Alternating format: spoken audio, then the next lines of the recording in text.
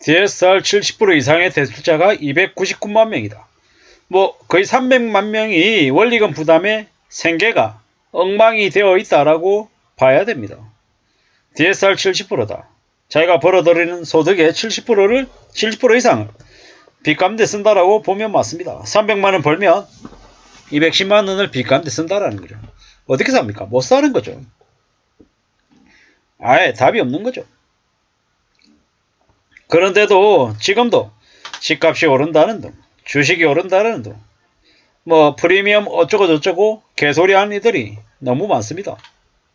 고금리 때문에 소비는 급격히 줄어들 것이고요. 경기는 더 안 좋아질 것이고 사람들의 삶은 더 악화될 게 분명합니다. 대출 상환 부담이 연체 상승으로 이어진다고 하죠.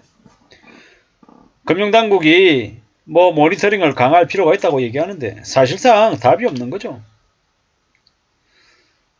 더 황당한 거는 이 대출자 299만 명 중에서 175만 명은 소득보다 원리금 상환액이 더 많아서 소비 여력이 빵이랍니다. 빵. 라면도 못 먹고 사는 사람들이다 라고 보면 거의 맞는 거죠. 어떻게 살려고 하는 걸까요? 답이 없는 거죠. 누가 이렇게 만들었습니까? 참 어처구니가 없죠. 너무 쉽게 돈을 빌린 겁니다. 답이 없습니다. 지금 돈이 바닥나서 사람들이 다 난리죠. 이게 이제 시작인데 앞으로 어떻게 되겠습니까? 통장에 잔고는 부족하고 써야 될 돈, 아이들 밥은 먹여야 되는데 밥도 못 먹이고 이러면 어떻게 되겠습니까? 그냥 엉망되는 거죠. 삶이 개판되는 거죠. 대한민국의 노예, 저 299만 명 빚의 노예가 된 이들 어떻게 살겠습니까? 답이 있겠습니까? 저들이 저 삶을 벗어나기가 쉽겠냐고요. 한번 빚쟁이가 되면 대부분 죽을 때까지 저 빚쟁이의 신세를 못 벗어난다. 그리고 사람 대접 못 받는다라는 겁니다. 어려운 시기에 힘든 시기에 빚까지 지면 빠져나올 구멍이 없다라는 겁니다. 무서운 얘기죠. 대한민국의 전체 대출자 수가 1977만 명. 이들의 대출자 내기 1845조. 대출자가 2천만 명이다라는 얘기도 놀랍습니다. 10명 중에 4명꼴이죠. 5,500만 명이니까요. 대략 그렇게 얘기하더라고요. 10명 중에 4명이 빚쟁이, 2명이 플러스 마이너스 빵, 나머지 4명이 플러스 가구라고 하더라고요. 플러스라고 하더라고요. 무서운 얘기죠. 전체 가계 대출자의 DSR은 40%랍니다. 40%. 무서운 얘기입니다. DSR이 100%인 가구, 그러니까 버는 돈하고 빚으로 갚아야 되는 돈하고 100%인 이도 8.9%랍니다. 175만 명이 그렇다는데요. 무서운 얘기죠. 어떻게 되려고 하는 걸까요? 어떻게 하려고? 차주수가 아니고 대출 잔액 기준으로는 DSR 70% 이상인 가계대출의 비중이 1분기 말 현재 41.4%라고 한답니다. 답이 없는 거죠. 무서운 얘기입니다.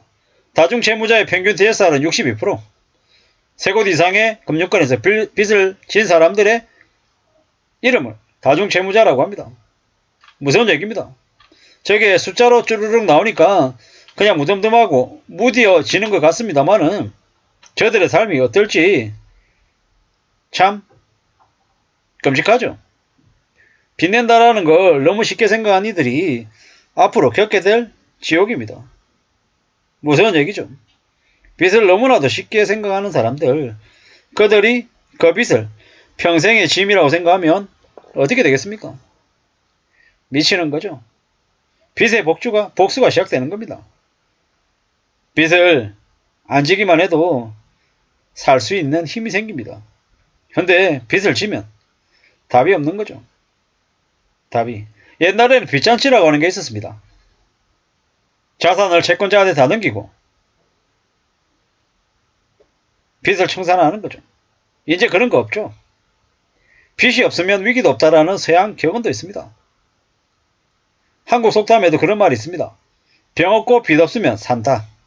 빚이 없으면 어떻게든 산다. 남의 눈치 안 보고 산다라는 거죠. 근데 빚이 있으면 그 빚에 짓눌려 살 수밖에 없다라는 겁니다. 빚이 없어야 살아남을 수 있습니다. 그게 아니면 평생 노예로 전락해서 눈치 보며 살아야 됩니다. 철저하게 죽지 못해 꾸역꾸역 사는 게 앞으로 그들의 모습입니다. 빚의 복수, 감당 못할 물가 상승에 많은 사람들이 미치는 거죠.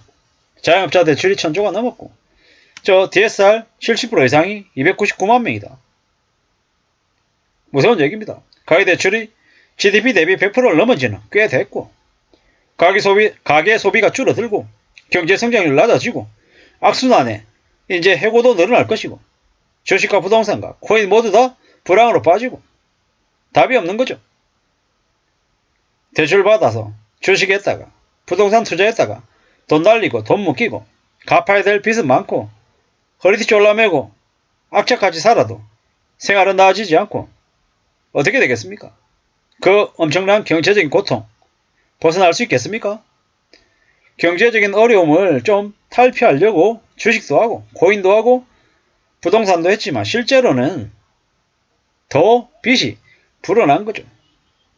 산전수전 다 겪은 중장년도 쉽게 빚을 벗어나지 못합니다. 그런데 2030들 철없이 살아온 그들이 빚을 쉽게 떨어낼 수 있겠냐고요. 절대 그럴 수 없습니다. 지금 연체율이 늘어난데도 다른 한쪽에서는 연끌족이 늘고 있다는데 그 연끌족들 하우스푸어가 아니라 빚푸어가 되는 거죠. 헬푸어 되는 거죠. 조급한 마음에 빨리 부자 되려고 서둘렀다가 빚의 족쇄에 이제 오도 가도 못하는 거죠. 빠져나오려고 해도 답이 없습니다. 무서운 일입니다. 빠져나올 수 없습니다. 시간이 지나고 또 지나면 어떻게 되겠습니까? 더 심각해지고 더 험난해지고 더 빡빡해진다라고 보면 맞습니다. 사는 게 쉽지 않다라는 것, 더 어렵다라는 것. 빚을 지은 DSR 70% 이상의 299만 명은 사실상 인생이 끝났다라고 보면 맞습니다. 대부분 그 인생이 빚쟁이 인생이 평생 빚에 묶이게 되어 있다라고 봐야 되는 거죠.